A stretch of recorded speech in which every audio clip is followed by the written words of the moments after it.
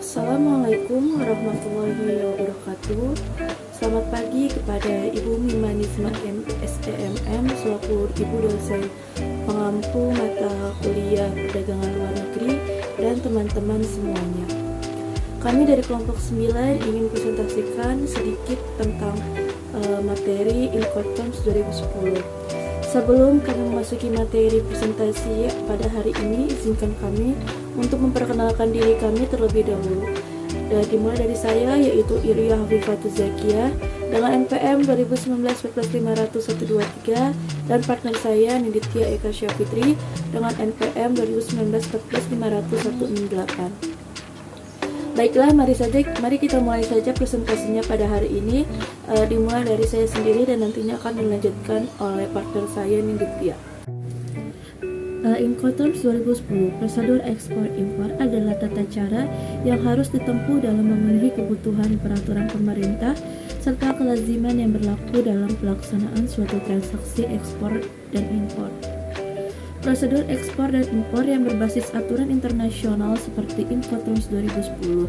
Incoterms atau International Commercial Terms adalah kumpulan istilah yang dibuat untuk menyamakan pengertian antara penjual dan pembeli dalam perdagangan luar negeri.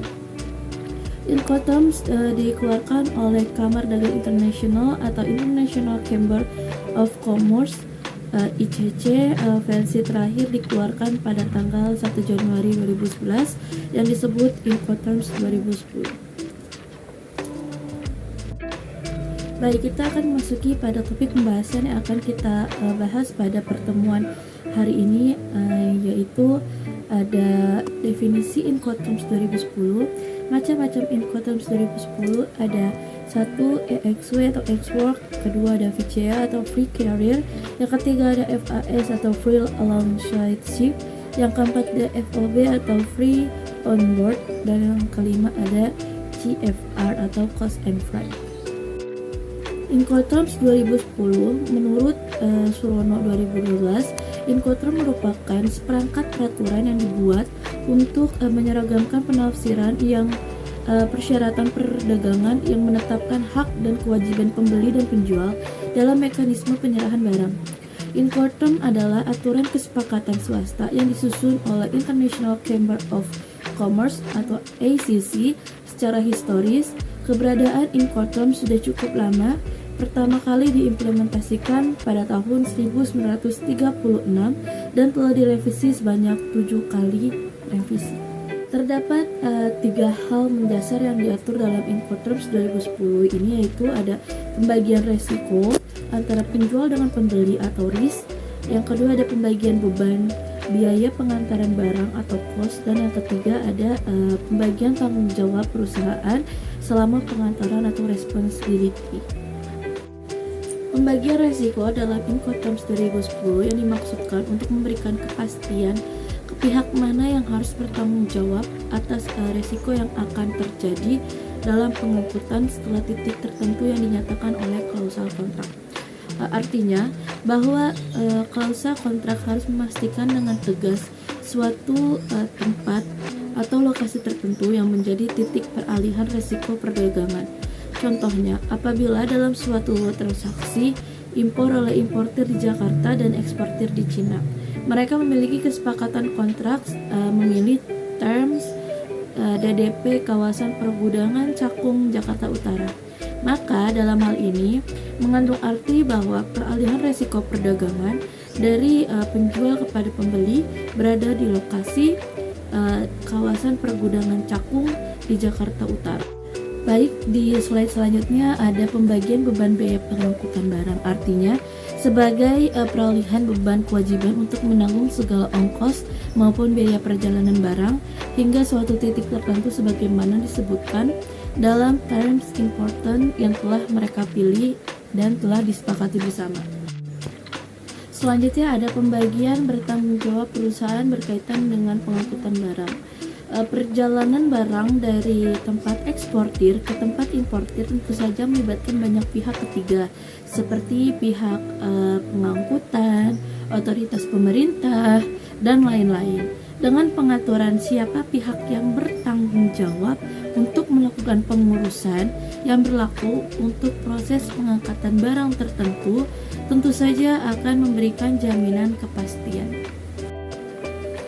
Pada slide ini kita mengetahui terdapat macam-macam Incoterms atau pembagian klausal pernyataan penyerahan barang dalam Incoterms 2010.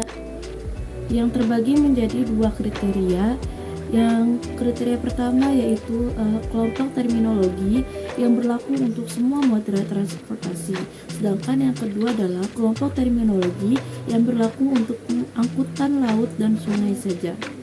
Untuk pengertiannya, kelompok terminologi yang berlaku untuk semua moda transportasi mengandung makna bahwa terminologi Incoterms 2010 ini dapat diaplikasikan untuk seluruh kategori media pengangkutan, baik pengangkutan laut, udara, sungai, kereta api maupun angkutan darat lainnya.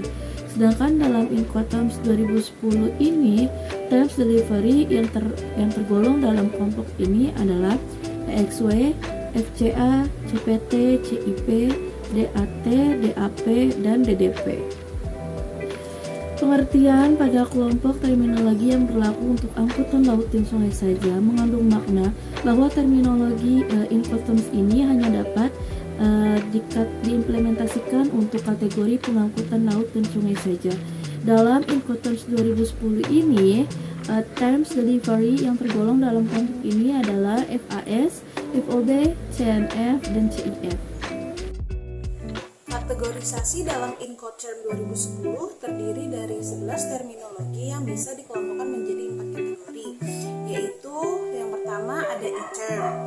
EXW adalah satu-satunya terminologi dalam kategori ini. Dalam hal ini, penjual hanya bertanggung jawab untuk menyediakan barang yang dijualnya kepada pembeli di tempat penjual. Lalu yang kedua ada F-term. Inti dari kategori ini adalah bahwa penjual diminta untuk mengirimkan barang ke pengangkut yang ditunjuk oleh pembeli. Lalu yang ketiga ada C-term. Penjual adalah pihak yang harus terlibat dalam kontrak pengangkutan dengan perusahaan angkutan, akan tetapi segala risiko atau kerugian akibat kerusakan atau kehilangan terhadap barang atau semua biaya tambahan yang muncul akibat peristiwa-peristiwa yang timbul setelah barang dikapalkan atau diserahkan kepada pengangkut beralih dari penjual kepada pembeli. Lalu yang keempat ada D-term. Kelompok ini mempersyaratkan kepada penjual untuk menanggung segala biaya dan risiko untuk membawa barang yang dijual kepada pembeli ke tempat tujuan. Jenis Incoterms 2010. Yang pertama ada EXW atau Ex-Works, sebutkan nama tempat. Penjual hanya menyediakan barang untuk diambil oleh pembeli di tempat penjual itu sendiri atau di tempat lain seperti gudang, workshop, galeri, showroom, dan lain-lain. Serah terima barang antara eksportir dan importir terjadi pada tempat yang ditunjuk eksportir, misalnya gudang atau tempat lainnya. EXW membebankan kewajiban yang paling sedikit kepada penjual. Kebalikannya, pembeli dibebani dengan kewajiban yang paling banyak. Biaya-biaya yang ditanggung oleh eksportir antara lain production cost including profit dan export packing. Sedangkan biaya yang ditanggung oleh importir antara lain export clearance, inland freight, loading charge and terminal charge, insurance, freight, destination arrival charge, unloading charge, import custom clearance, duty and taxes, dan delivery to destination. Yang kedua, FCA atau Free Carrier, sebutkan nama tempat. Penjual bertanggung jawab untuk mengirimkan barang ke pengangkut yang ditunjuk oleh pembeli ke tempat yang telah disetujui. Jika tempat pengiriman ini adalah tempat penjual itu sendiri, maka penjual bertanggung jawab sampai barang tersebut dimuat dalam alat transportasi milik pengangkut yang mengambil barang tersebut dari tempat penjual. Serah terima barang antara eksportir dan importir terjadi di atas alat angkut yang disediakan importir. Dengan serah terima ini, barang telah menjadi milik importir di atas alat angkut tersebut.